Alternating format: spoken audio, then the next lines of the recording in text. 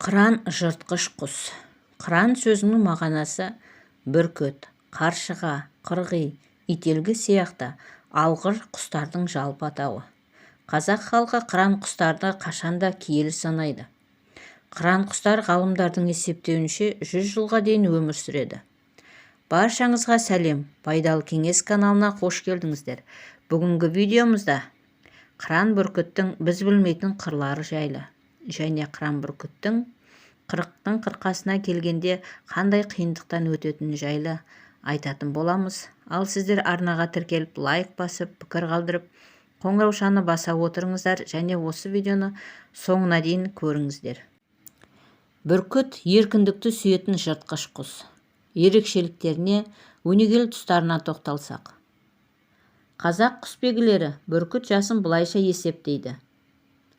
1 жасында балапан, 2 жасында қан түбіт, 3 жасында тірнек, 4 жасында тас түлек, 5 жасында мұзбалақ, 6 жасында көк түбіт, 7 жасында қана, 8 жасында жана, 9 жасында май түбіт. Ұябасар балапандарына әкені қалай таңдайды? Өзіме бүркіттің жар таңдау сәті қызық көрінеді. Ол бұлай болады екен. Ұрғашы бүркіт тұмсығымен ағаштың бір бұтағын сындырып алады да көкке самғай жөнеледі. Содан заңғар көкте ұзақ қалықтап ұшады. Оны көрген шәулі атаулы айналасына жинала бастайды. Кіл шәулі қасына жиналған уақытта ұябасар тұмсығындағы бұтақты төменге тастай салады. Сол сәтте көп бүркіттің ішінен біреуі асқан жылдамдықпен орта жолдан іліп алып ұябасардың тұмсығына қыстырады. Әлгі ұрғашы бүркіт қайтадан тастап жібереді.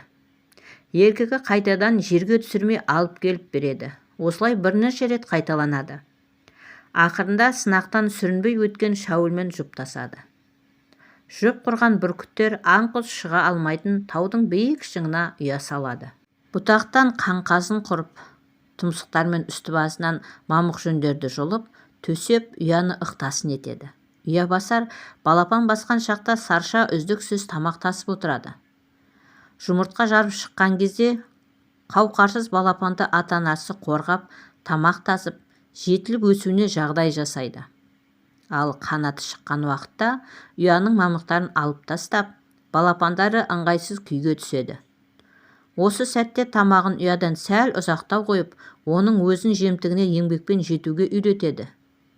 Балапан қанша қорықса да, қарны ашқасын амал жоқ ұядан шығады. Осылайша балапан өздігіне нан тауып жеуге үйрене бастайды. Алғашында әлі қимылы ширамаған балапандар жар басындағы ұядан төменге қарай құлап кетіп жатса, әкесі қанатын жайып, арқасына қондырып ұяға әкеліп салады. Өзі ұшып, балық аулайтын кезге жеткенше осылай тәрбиелейді. Ал балапан өсіп, жетілген уақытта ата-анасы тамақтандыруды тоқтатып қояды.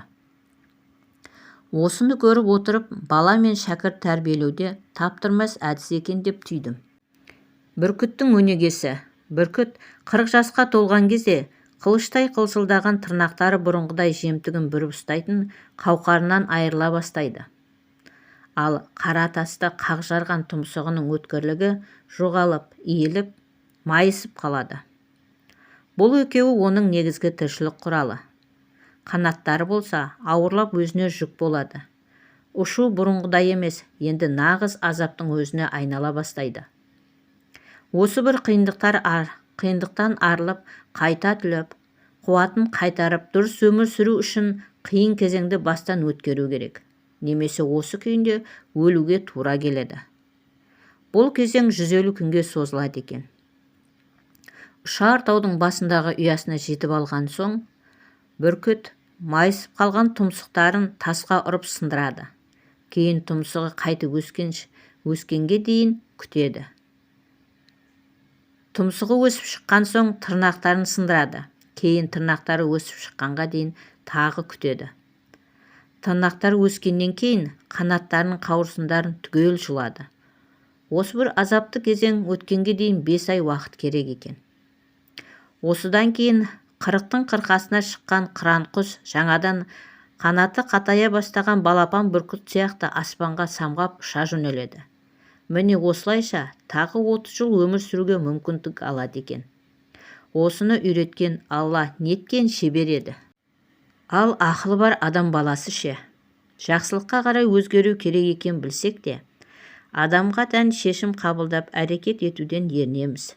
Нәпсі, шайтан тағы басқа деп сылтау айтамыз. Алла біздің осындай әлсіздігімізді біліп, шайтандарды шынжырлап, адамдар есін жиып алсын деп Рамазан деген маусымды нәсіп етті. Рамазанда өзгеріп, қайта түлемеген мұсылман енді қашан түлемек? Кейбір 40 жаста алқымдап қалған кісілер болса, біз болдық, енді бізден пайда жоқ деп, күрессіз нәпсіге беріліп күрсініп отырады. Ал пайғамбарымыз ше, 40 жасқа келгенде пайғамбар болып, өмірлік миссиясын атқаруға кіріскен жоқ па? Адам да өмір сүру үшін өзгеруі тиіс кезеңдер келгенде, іштей қорқыныш, күмән, күдіктен арылып, ескі әдеттен бас тартып, жаңа өмірге қадам жасау керек. Тек өткен өмірдің ауыр жүгінен құтылғанда ғана келешектің ғажабын түсінеміз. Ал сіз барлығын лақтырып тастап, жаңадан бастай аласыз ба? Міне құрметті көрермен, бүгінгі видеомыз осымен аяқталды. Өзіңіз жаңа өмірге, жаңаша қадам басуға дайынсыз ба? Комментарийге жаза кетіңіз. Ақпаратымыз пайдалы болса, арнамызға тіркеліп, лайк басып, пікір қалдырып, қоңыраушаны баса кетуді ұмытпаңыздар. Осы видеоны соңына дейін көргендеріңізге рахмет. Пайдаларыңызға жарасын.